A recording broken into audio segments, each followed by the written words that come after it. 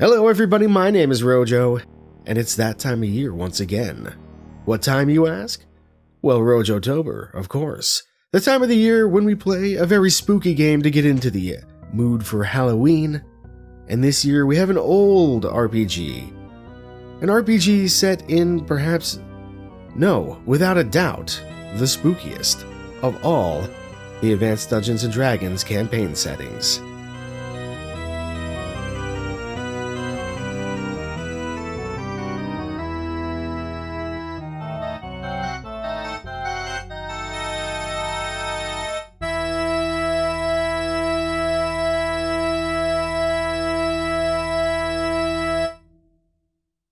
That's right, this year we're going to be playing Ravenloft Strahd's Possession. This is an RPG that was released in 1994, I believe, for DOS, and maybe hasn't aged particularly well, but we're going to try it anyway. We're playing version 1.2a. This is a CD version of the game, and I actually happen to own a copy, an actual physical copy of this game that came in a bundle of a bunch of other Dungeons & Dragons RPGs. So that's what we're going to be playing here in DOSBOX. Of course, because I still don't have a retro computer set up to record and play all these old games, but maybe one day. At any rate, we're going to go ahead and make our characters here. I've really wrestled a lot with what I want to bring to this, because we can import these characters into what I hear is a sequel to this game, which is the Stone Prophet, also in Ravenloft. So we want to choose wisely, I guess, for making our characters. It's also worth noting that this does take place in Barovia, which is sort of one of the realms, I guess, if you want to call it that, in Ravenloft. Or the whole setting is sort of broken up into these little kingdoms, I guess you can say, that are over. Seen by Dark Lords, who are not necessarily maybe the nicest of all people. So Ravenloft it's a very hardcore evil type setting. That said, let's make our characters. So we got this cool little tarot, I guess, set up to do that with in this game. We're going to make a female first, and this lady is going to be a half-elf. I've really deliberated a lot about what I want to bring, and even now I'm not sure, because I had so many ideas, but I think this is where we're going to cover all the bases, for better or worse. So this lady is going to be a fighter, a mage, and if you can believe it, a thief combined. We need to pick an alignment. You cannot be evil in this game. That would probably not bode too well for the story or Ravenloft in general. I do wonder if this is based on one of the old Ravenloft pencil and paper campaign books. I guess we'll see. I played a little bit of one of them a long time ago, but I don't remember too terribly much about it. Anyway, we need to pick a portrait. We can get more portraits if we click down here.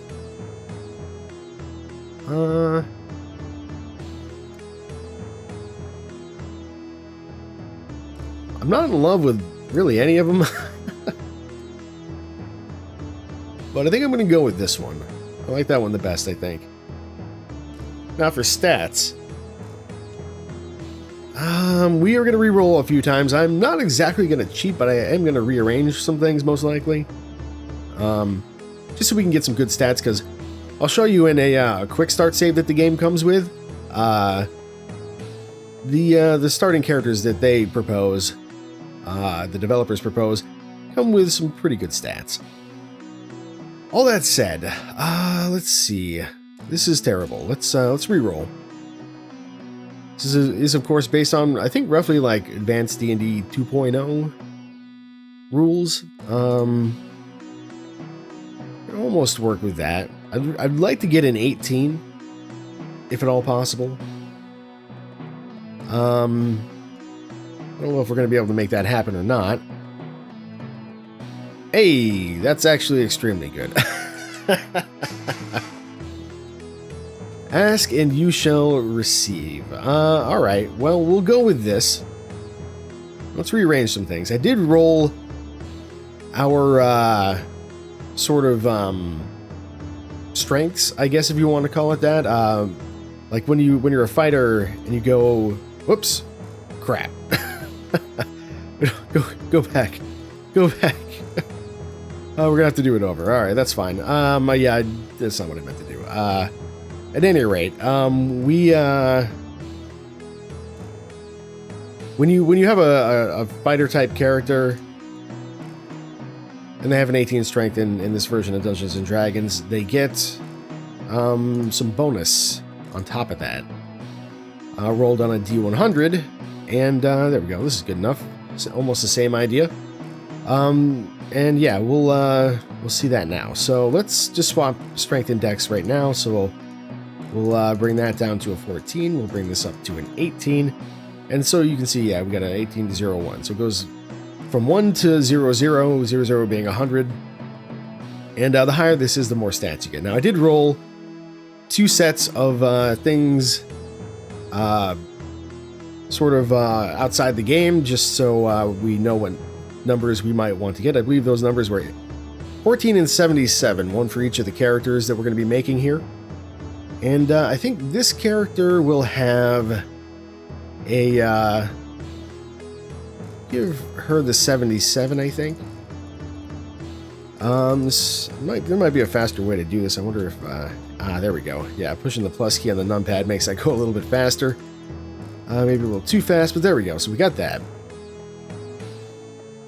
Fighters do get bonus HP with an 18 Constitution, which would be really good for a character such as this, but ultimately would rather have that 18 in Dexterity.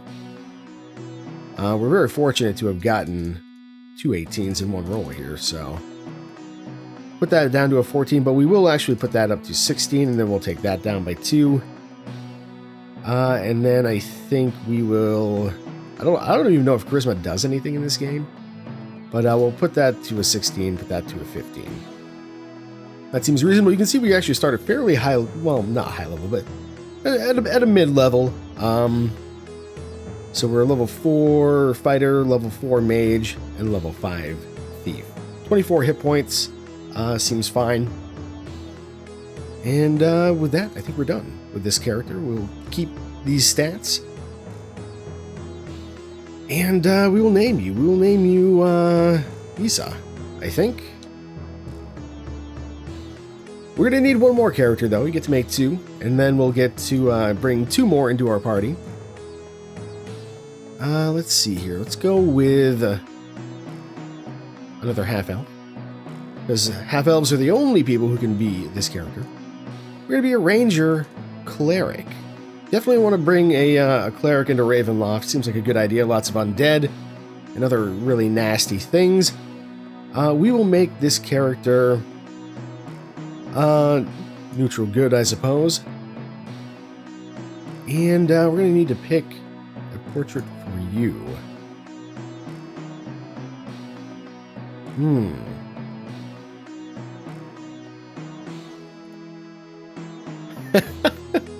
I do enjoy that one.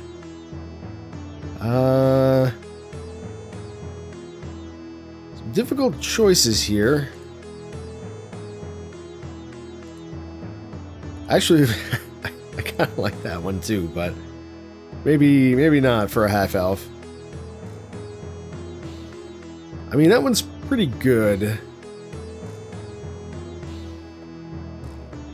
But I kind of like this one too. You know, I think I gotta go with this one though. Just that face is just like, well. Yeah, we'll go with this. Okay, we need to edit some stats here. We also want this guy to be strong, but he doesn't have to have quite as good a dex, because he'll be able to buff himself a little bit thanks to some of the cleric magic he gets. He's going to be a level 5 cleric, level 4 ranger. Rangers actually take quite a lot of XP to level up. And the reason I am going with a ranger instead of cleric here, or a ranger instead of like a fighter, is because according to the manual, rangers can dual wield weapons more effectively.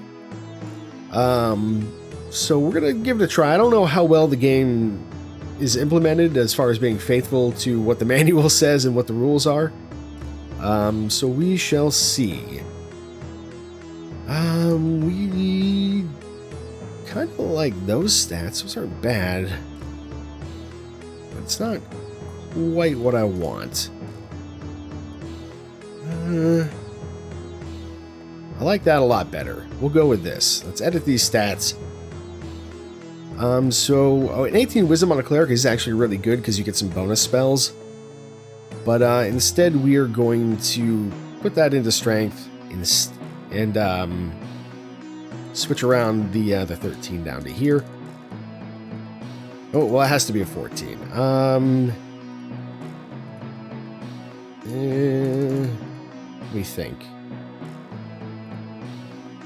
Let me just put that like that, then we'll do that. I just don't want to try not to get things mixed up. I hope I didn't already. But if we do that, then we can go like that and go like that. All right, good enough for the moment. So yeah, let's give you. You know what? You can't go higher than 1801. Hang on. Huh? I guess you can't. I did not know that. That's very interesting. In that case, yeah, I don't know. That's really weird, huh? I don't know if that's bugged or if that's just rangers can't have higher than 1801. It's very strange because it shouldn't be that way. But it doesn't matter. We'll accept it because I don't actually think it's going to be any different than the 1814 that we otherwise would have had. We are going to have a 16 dexterity, I hope. Bring that charisma down to 13. And then we're going to have a... let's do 16 constitution. We'll bring that down. 15 wisdom is good enough, I think. 16 would be better. But I think I'd maybe rather have the extra hit points. And really, if this could be higher, that would be great.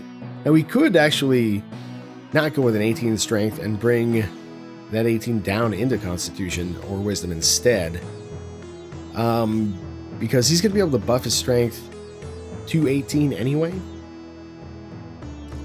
So based on that, why don't we actually do that? Yeah. Let's put a 16 here.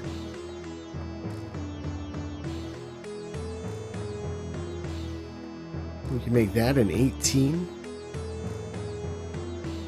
And still have a 15 wisdom.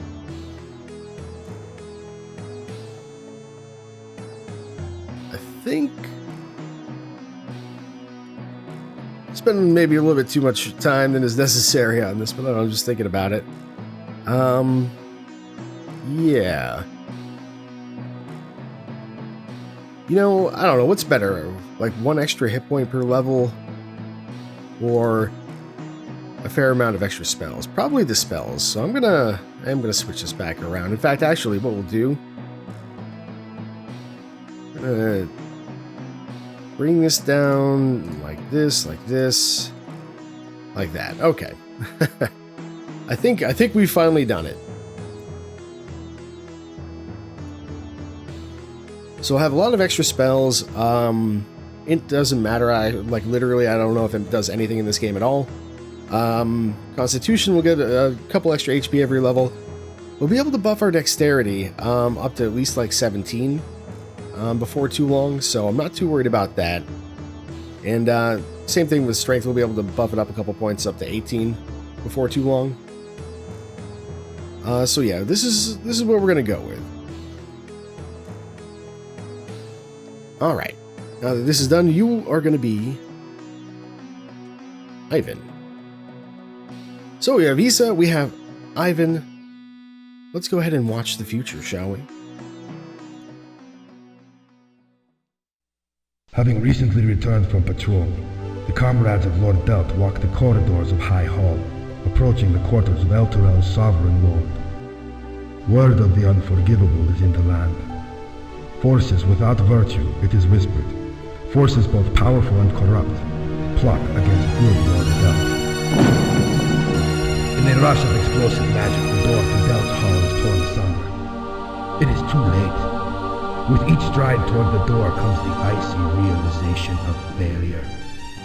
Amid the debris lie Delt and the mage Baranta Chancellor, still alive, yet both mauled by the ferocity of the attack.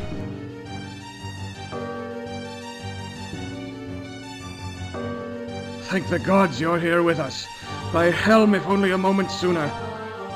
The assassin who sought our lives has failed, but in his hand lies the Holy Symbol of Helm, the amulet torn from me as we fought. The cutthroat moves quickly toward the forest beyond the castle.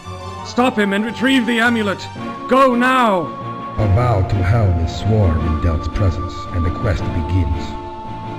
Never shall the Lord of Elturel see his comrades again, until the amulet is safely in their hands. At the gate, an order to raise the portcullis is given. It ascends all too slowly for those whose blood seethes with anger over the assault on Lord Delt.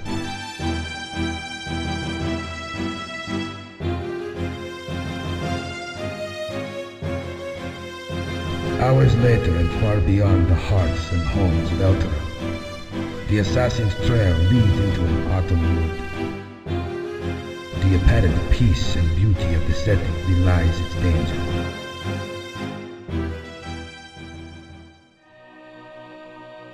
Alright, we've made ourselves to the woods, and here we have our first little bit of dialogue in the game. Look there, a twisted branch, leaves turned against the wind. Yes, I was right. Whatever skill in killing our quarry has, he's a bad woodsman. He was running south like a flushed rabbit when he made these signs.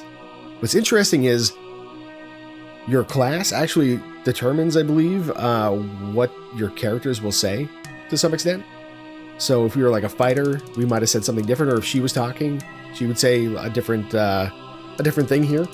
So I'll be curious to see how much that comes into play.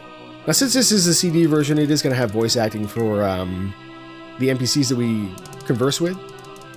So we'll at least be able to look forward to that.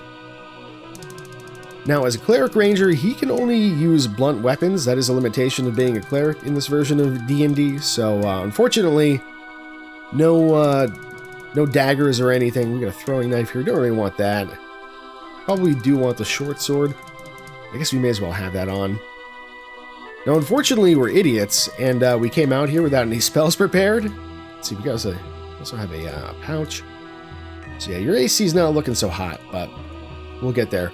As a ranger, also, yeah, he can only use his improved dual-wielding ability if he's wearing leather armor or lighter. So we'll have to keep that in mind, but I think we are all set here. What do we have here? Cure Serious and Cure Serious. We actually might even want to just do this for this fight. Get these prepared so that we can use them in combat a little bit more readily. So we get ourselves someone to kill. Now, this does run a little on the choppy side, and that's just how the game is as far as I understand it. Doesn't matter how many cycles in DOSBox you give it.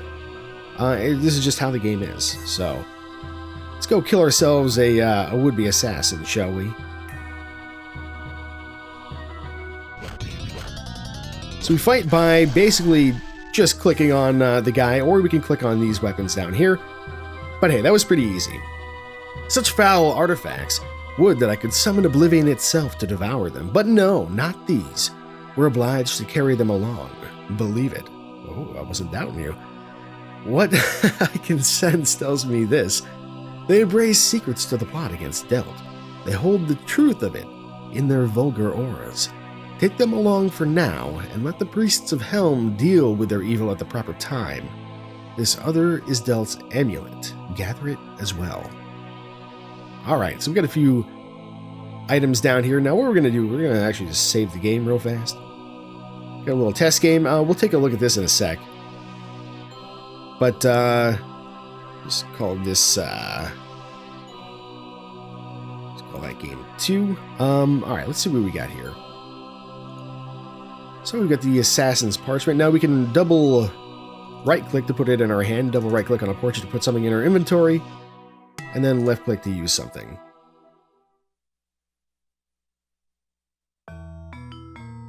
All right. I am beset by madness, perhaps insane. I commit these few words to paper that others might better judge my fate.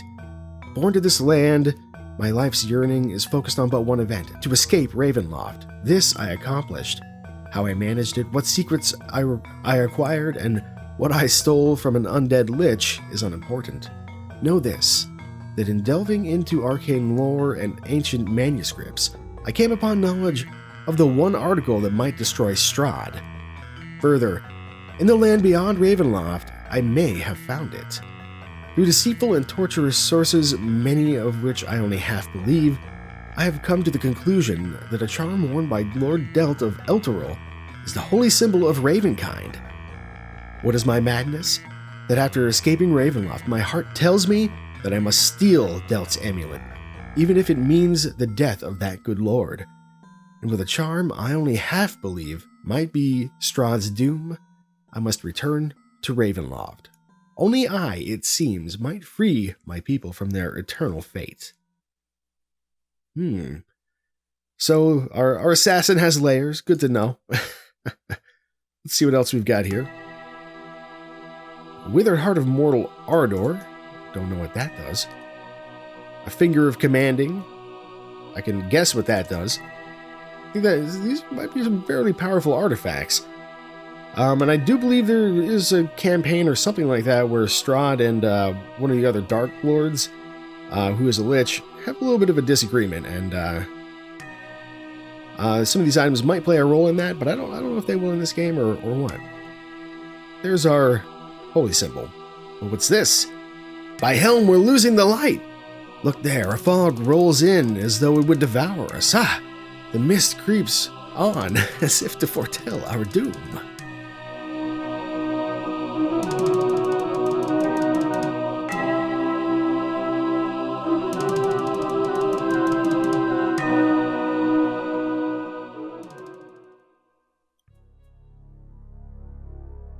Do you sense it? Look about. This is not where we stood a moment ago. It seems most unnatural. Lord Delt's amulet and those foul objects we found on the assassin are gone. Gone! They vanished. Don't you see? They've been stolen from us. So we found ourselves in a strange land, enveloped in mist. But we were saved by some people, it seems like. Perhaps we should examine our surroundings ever so briefly here. Doesn't look like there's much in here. Barely worth bothering if you ask me, but then, no wait. There upon the floor, what appears to be a trap door. Well, let's not stand about. There must be a trigger, a lever, or some such. Come on, look about. Indeed, there must be, and that doesn't sound good, does it? We're gonna sell another little bit of parchment here. Skeleton's parchment, what do you got to say? Strahd Von Zarovich, master of Barovia. If the heart of this dark land has a name, it is Strahd, my lord and my destroyer. As I die, let me write out what I could never freely say, that the very air about us bears the stench of Strahd's foul will. Let it be my epitaph, that if I had the strength of youth, no assassin of the Barovia would more willingly devote himself to Strahd's destruction. With my last breath, I curse his name. Interesting. Alright, let's see about this. I think there's a pretty obvious solution to our problem here. Now, I have played a little bit. I played up to the getting to the village. I don't know if there are many villages, but the first village at least. And that's not too far into the game, so I don't have much experience with the game at all. But I did play a little bit in testing. At any rate, when we come back, we will see what's in store for us down here in this cellar, and then try to figure out just what the heck happened and where we are.